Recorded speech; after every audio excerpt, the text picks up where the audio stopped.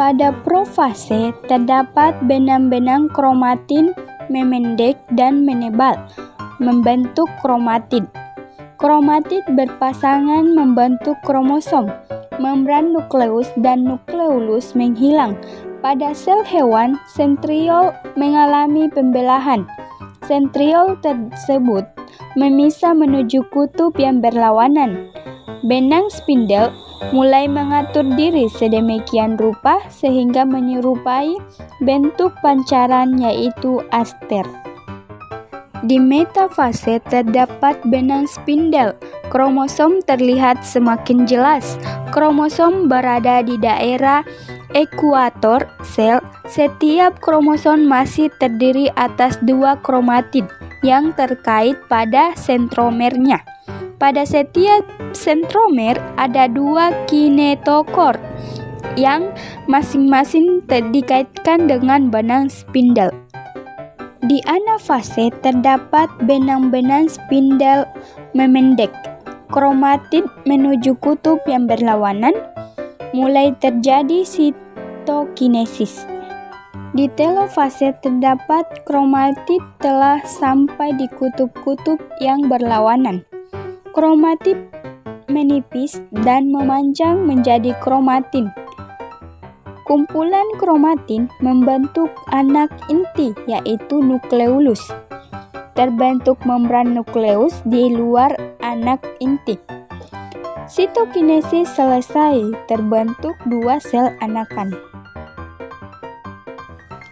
Pembelahan meiosis adalah pembelahan sel yang menghasilkan 4 sel anakan yang masing-masing sel anakan hanya memiliki separuh dari jumlah kromosom sel induk.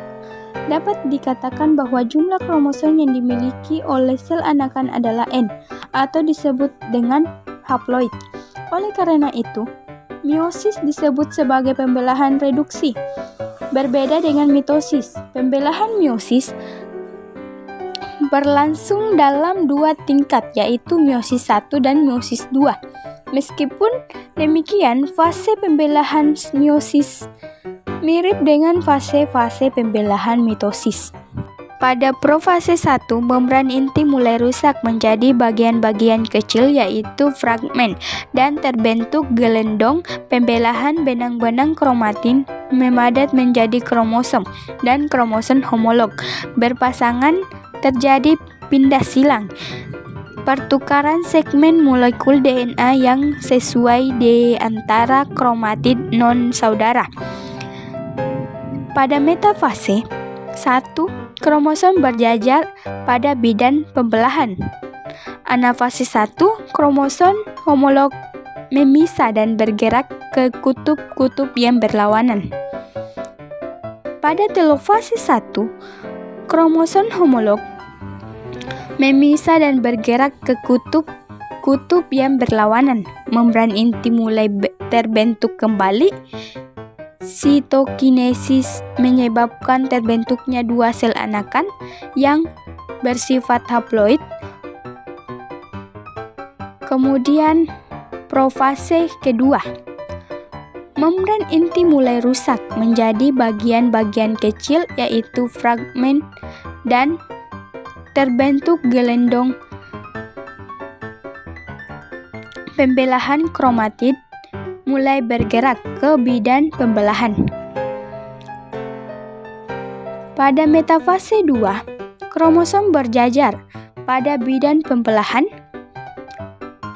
Selanjutnya anafase kedua, kromatid terpisah dan bergerak ke kutub-kutub yang berlawanan. Kemudian telofase 2, nukleus terbentuk, kromosom terurai membentuk kromatin, dan sitokinesis terjadi.